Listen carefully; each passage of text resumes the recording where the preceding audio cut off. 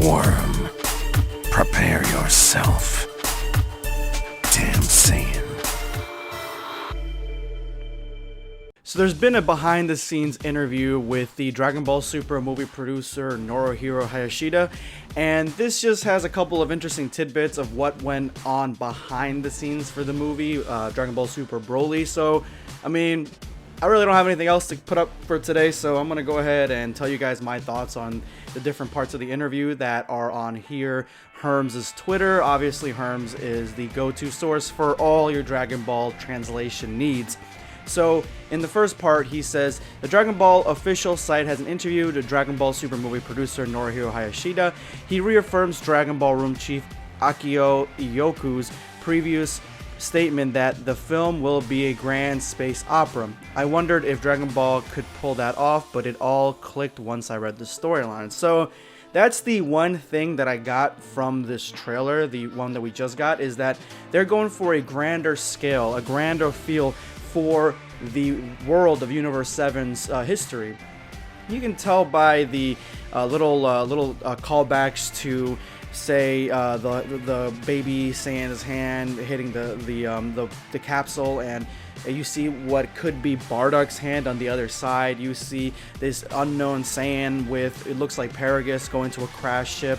Just all these little tidbits. I mean, even the Saiyans in the pods, I think those are modern versions of birthing pods, but some people think there's like experimentation going on. So I do think that there is a grander space opera feel that they're going to be pushing here. And if you guys don't know what grand space opera means, basically just watch Star Wars. That's a grand space opera. There's other ones like that too, like Star Trek, I guess, in a sense, but you know, just I guess they are doing a good job pushing that narrative. Next, this time around, they've been sure to leave enough time for Toriyama to check over everything, something they couldn't really do before, but the creation of the Dragon Ball Room has helped with that.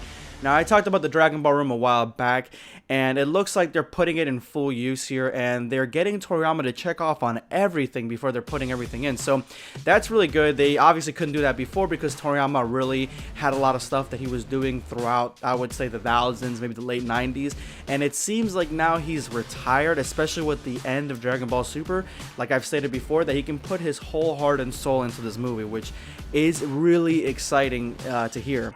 They received the storyline in June 2017, and he spent from then until October going over the anime designs and whatnot. Toriyama confirmed things whenever the Dragon Ball Room staff couldn't decide something on their own, with Akio Iyoku's doing a lot of back and forth with Toriyama.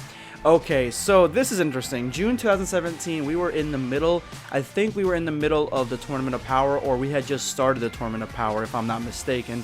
And it's so interesting that they would have known that they were going in this Broly direction even before the end of the Tournament of Power. And I'm wondering now if he knew back then that Dragon Ball Super was going to come to an end for the Broly movie to come forward, because that's what it seems like. I mean, they're working on the script for the Broly movie.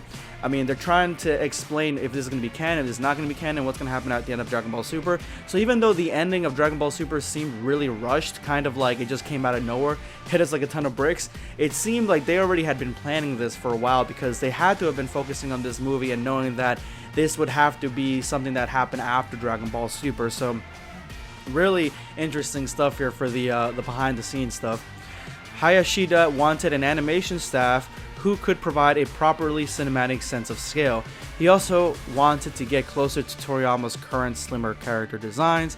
Toriyama has provided far more design images for this movie than any previous one. That's good. That's really good. I mean, I, for one, like all the designs that I've seen so far for the Dragon Ball Super movie. I mean, even people who are complaining about Paragus wearing like a skirt. It looked more like something like you wear back in the ancient times in Greece or Rome.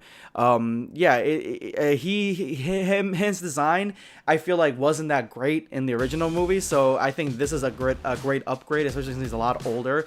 But besides, every other design is really, really good. I like the way they look. I like the way they feel. They seem like the manga is just the manga is coming right off the page, it looks like it's more fluid. Their hair is more fluid. It looks more natural. It doesn't look plastic like some of the other designs for Dragon Ball and Dragon Ball Super have been before. So I'm really excited to see what they've brought to the table. And again, they've done a great job picking a team that is able to make this seem like a grand sense of scale, because this movie looks like it's gonna be something theatrical, like something you have to go to the movies to watch. I mean, there were certain explosion scenes that looked like a nuke, that looked like something that'd be great to see in like in the big screen, or I don't know, I think if they said it's gonna be an IMAX, I'm not exactly sure they're gonna do that. So I'm probably gonna go and watch it in IMAX or something. If they have it in 3D, I may watch it in 3D as well.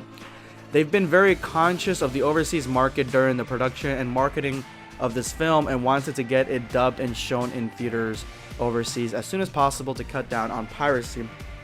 They may be using the piracy aspect to push this narrative, and I do think that piracy is a huge problem, because there are a lot of people that can watch these movies that are coming out, like even the Marvel movies. I know a lot of people that watch Infinity War before the movie even, or before they even went to the movie theaters, like they hadn't even gone and they've already seen it. So I mean, online piracy, yeah, that does happen. That's a really big problem. But I think the main reason that they're pushing this is because they understand that the overseas market for Dragon Ball, over every other anime, I would imagine, that has come overseas besides maybe Pokemon, is tremendous. It's huge.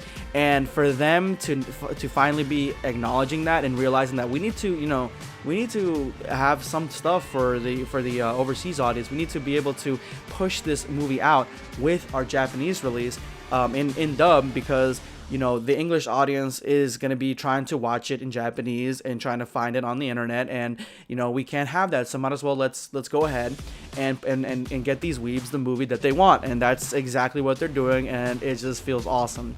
With that in mind, the rough cut of the film will be used to get dubs finished quickly. At the same time, they're trying to leave plenty of time to do corrections between the rough cuts and the final cut of the film, a luxury a lot of films these days don't have. So at the same time, they're trying to leave plenty of time to do corrections between the rough cut and the final cut. So to me, this means that they have enough time to do that. Like, they have enough time, because they're using the rough cut for the dub, obviously, is what it just said.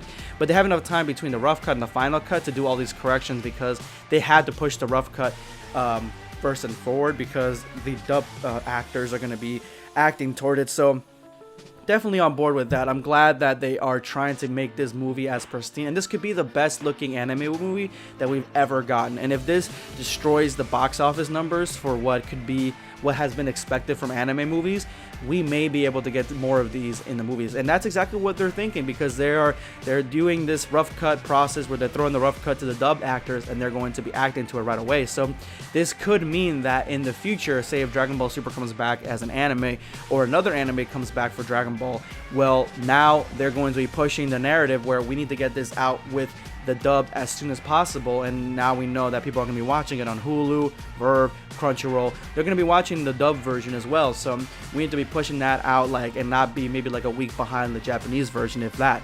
So I'm really excited that they're going in this direction, and then they're keeping us, the overseas audience, in mind, because we grew up with this stuff, and so did the Japanese audience. But you know what, we need a little bit of love and tender care as well, and they already got Heroes. And I mean, I heard that we're getting Heroes too. We're getting the game or something. They're trying to push the game over here, so I'm glad of that. So anyway, guys, this is just a small amount of information that I had for some of the background information behind the scenes. Let me know in the comment section below what you guys found the most interesting out of this interview, and don't forget to hit that like button if you liked anything that I or the producer here had to say. This is going to be Blackscape signing off.